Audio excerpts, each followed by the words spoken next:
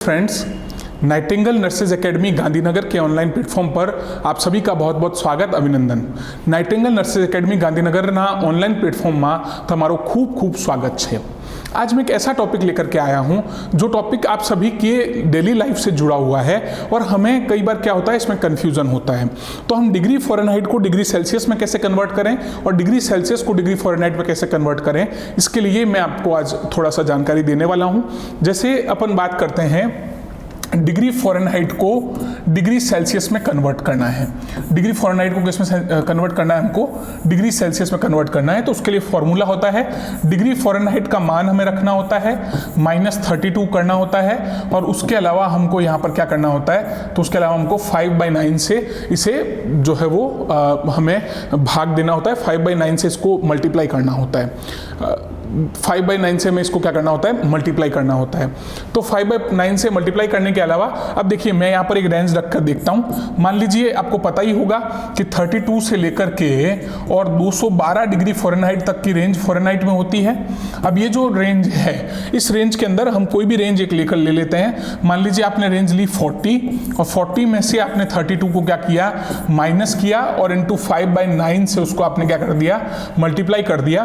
तो आपने क्या किया, यहाँ पर 8 बच गए और 8 के साथ में आपने 5/9 को यहाँ पर मल्टीप्लाई कर लिया। अब ये हो गए 40/9 और 40/9 का लगभग आंसर निकल करके क्या आएगा, तो 40/9 का आंसर निकल करके आना चाहिए 9 का भाग हम 40 में देंगे और 9 चौक कितने होते हैं, 9 चौक 36। तो 9 चौक 36 की बात हम यहाँ पे करेंगे और बच गए 4, लगाया पॉइंट, उतार दिया 0। तो ये लगभग 4.4 डिग्री सेल्सियस की बात हम यहाँ पे करने वाले हैं। कितनी बात करने वाले हैं? 4.4 डिग्री सेल्सियस की बात करने वाले हैं। तो ये टोटल, ये जो अभी तक मैंने आपको बताया, ये मैंने आपको बताया डिग्री फ़ारेनहाइट को डिग्री सेल्सियस में कन्वर्ट करने का फॉर्मूला।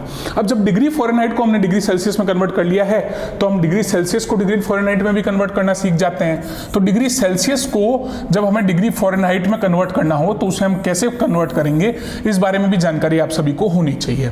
और ये जानकारी ऐसी है जो हमें रखनी भी है। तो जैसे डिग्री सेल्सियस है तो उसके साथ में हमें 32 को जोड़ना है और उसके बाद में 9/5 से उसे हमें क्या करना है, मल्टीप्लाई करना है। वहां पर हम 5/9 से कर रहे थे और यहाँ पर माइनस था, लेकिन अब यहाँ पे प्लस है और यहाँ पर मल्टीप्लिकेशन हम जो है वो 9/5 से करने वाले हैं।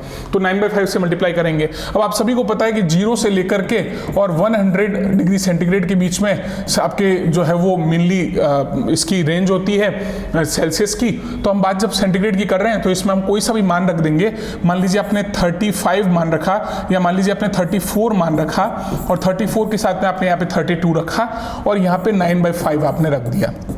अब 9/5 आपने कर दिया है, 34 + 32 लगभग हो जाएंगे यहाँ पर 66 और 66 को 9 से आप मल्टीप्लाई करेंगे और मल्टीप्लाई करके और 5 का आप जब भाग देंगे तो यहाँ पर जो भी रिजल्ट निकल करके आए, मान लीजिए 66 को आप पहले 9 से मल्टीप्लाई कर लीजिए,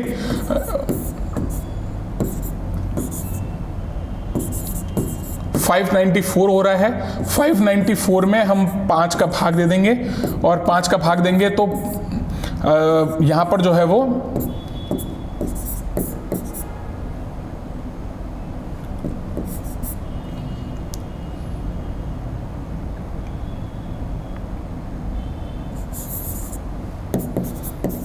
तो ये लगभग जो है वो आपका निकल करके आएगा 118.8 डिग्री फ़ारेनहाइट। कितना निकल करके आएगा? 118.8 डिग्री फ़ारेनहाइट निकल करके आएगा। तो ये जानकारी थी आपका डिग्री फ़ारेनहाइट से डिग्री सेल्सियस में कन्वर्ट करने के लिए और डिग्री सेल्सियस से डिग्री फ़ारेनहाइट में कन्वर्ट करने के लिए। आई होप सो कि बीएससी नर्सिंग के जितने भी विद्यार्थी हैं, जितने भी जीएनएम के विद्यार्थी हैं, उन सब के लिए ये वीडियो बहुत यूजफुल रहा होगा। नाइटिंगेल नर्सेज एकेडमी गांधीनगर के ऑनलाइन प्लेटफॉर्म के साथ आप इसी तरीके से जुड़े रहिए बहुत महत्वपूर्ण वीडियोज़ के लिए। और हमारे इस पेज को, हमारे यूट्यूब चैनल को आप लाइक करें, कमेंट करें, शेयर करें, सब्सक्राइब करें, ताकि हम आप सभी के लिए इसी तरह के इंपॉर्टेंट वीडियोस लेकर आते रहें। Thank you so much.